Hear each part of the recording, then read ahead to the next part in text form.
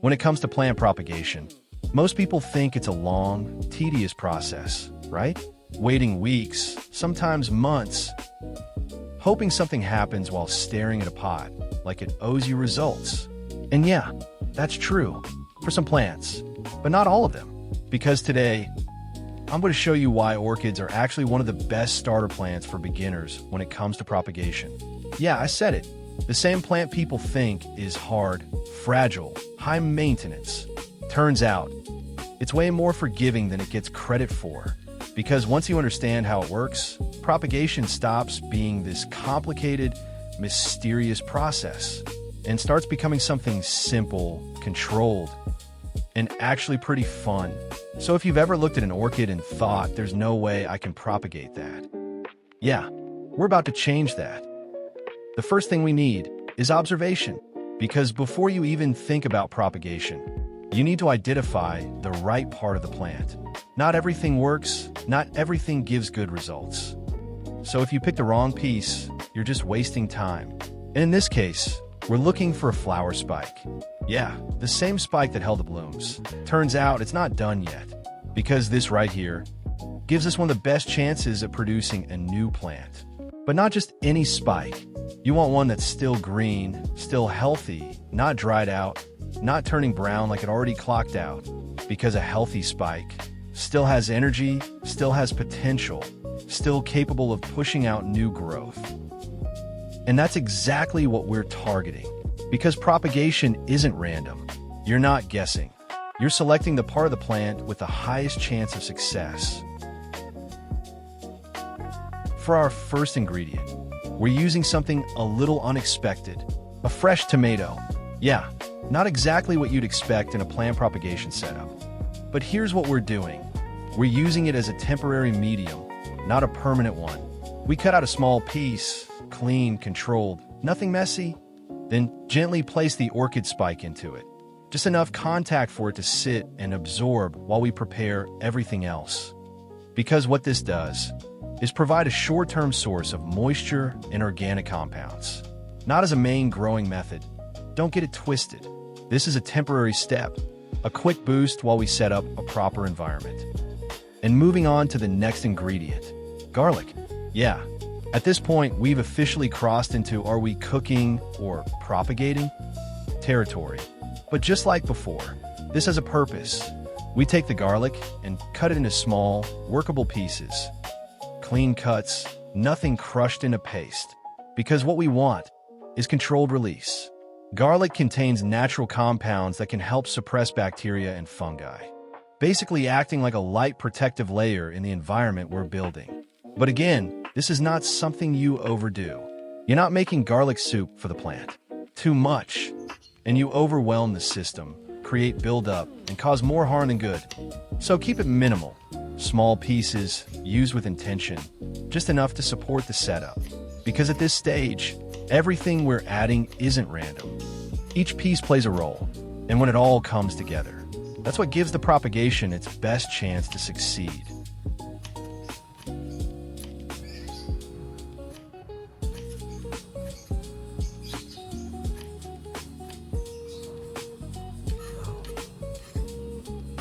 Now, take both of those pieces and load them into a jar.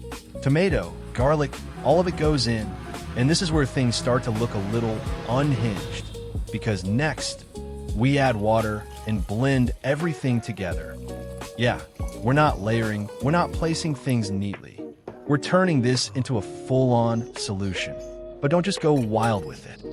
Keep the water balanced, enough to dilute everything into a usable liquid. Not so thick that it turns into a plant smoothie. Because what we want is extraction, pulling out those compounds into the water, creating a solution we can actually apply in a controlled way. Not chunks, not pulp, not something that's going to stick to the plant and cause problems later. And once that's done, make sure you strain everything out.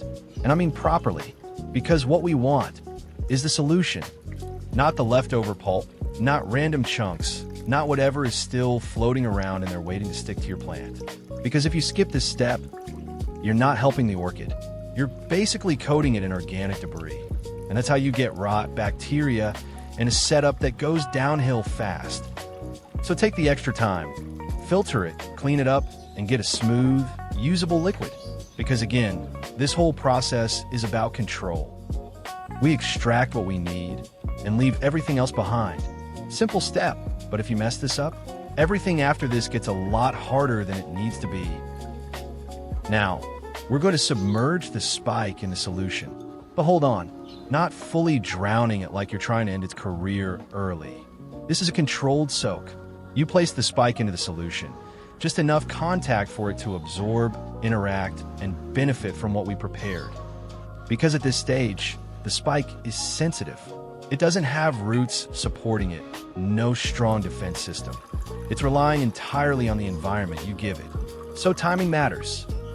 You don't leave it in there forever. This is not a set it and forget it situation. Too long, and you risk breakdown, rot, and turning your propagation into a failed experiment. So keep it short, keep it controlled, and monitor it. Because what we're doing here is giving it a boost, a temporary interaction with the solution, not a permanent home. After 15 minutes, you take the spike out. Immediately. No hesitation. No. I'll leave a bit longer just in case, because more time does not mean better results. In fact, that's how you push it straight into damaged territory. So once the timer hits, pull out, and don't just leave it dripping. Wipe it dry. Gently, thoroughly, remove that excess solution from the surface. Because again, the spike is sensitive. Leaving it soaked, especially with an organic solution like this, is basically inviting rot to walk right in. Before we move it into the growth phase, we apply one more layer of protection. A small amount of cinnamon powder. And I mean small. Not dumping it on like you're seasoning food. Just a light dusting over the trimmed area. Enough to coat it, not enough to suffocate it. Because what this does is protect the cut. Now, setting this up is actually really easy. No complicated tools, no expensive setup, nothing crazy. All you need is a simple temporary greenhouse, a closed chamber, something that can hold humidity but still has small holes for airflow. Because here's the thing, you want moisture, but not stagnation, no airflow. And you're basically creating a perfect environment for mold and rot to throw a party. So keep it enclosed, but breathable. And inside that chamber, we place a piece of foam. Moist, not soaked, not dripping like it just came out of a river. Just damp enough to hold humidity and slowly release moisture into the space. Then we position the spike, secure, stable, not touching anything messy, just sitting in that controlled environment. Because what this setup does is create a microclimate. High humidity, stable conditions, minimal stress. And that's exactly what the spike needs right now. No roots, no support system, just raw potential waiting for the right conditions to activate. And this right here, this environment, is what allows that to happen.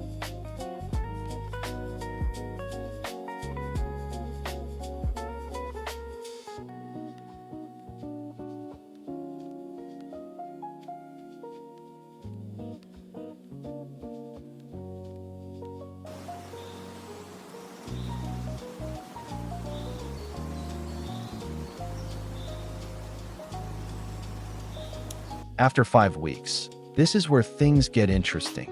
Because if you've done everything right, controlled the environment, kept the humidity stable, didn't open the chamber every 5 minutes out of curiosity, you'll start to see it. The spike is no longer just a spike. It's changing. Right at the nodes, small roots begin to form, pushing out slowly, anchoring into the environment like the plant just decided to start over. And not just that. You might even see tiny leaves forming, small, delicate, but very real signs that this is no longer just propagation. This is a new plant in the making.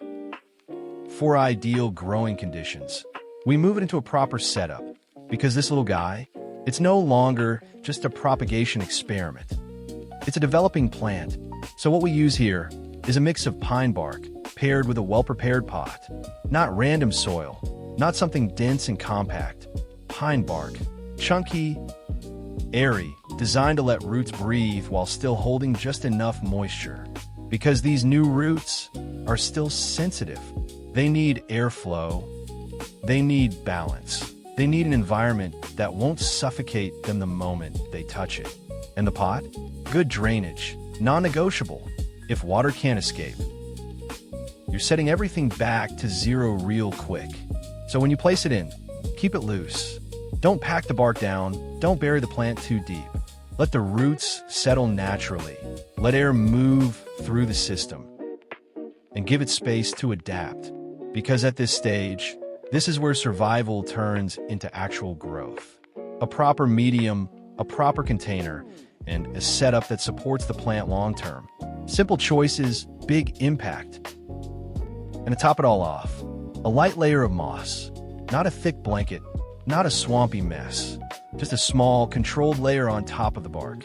Because what this does is help regulate moisture at the surface, keeping things slightly humid around those new roots, slowing down how fast everything dries out, and giving the plant a smoother transition into its new environment. But here's where people mess up. They go overboard. Too much moss. And you trap moisture, block airflow, and suddenly rot is back in the chat. So keep it light. Think of it as a support layer. Not the main medium, just enough to help. Not enough to take over. Because at this stage, balance is everything. And this final touch brings the whole setup together.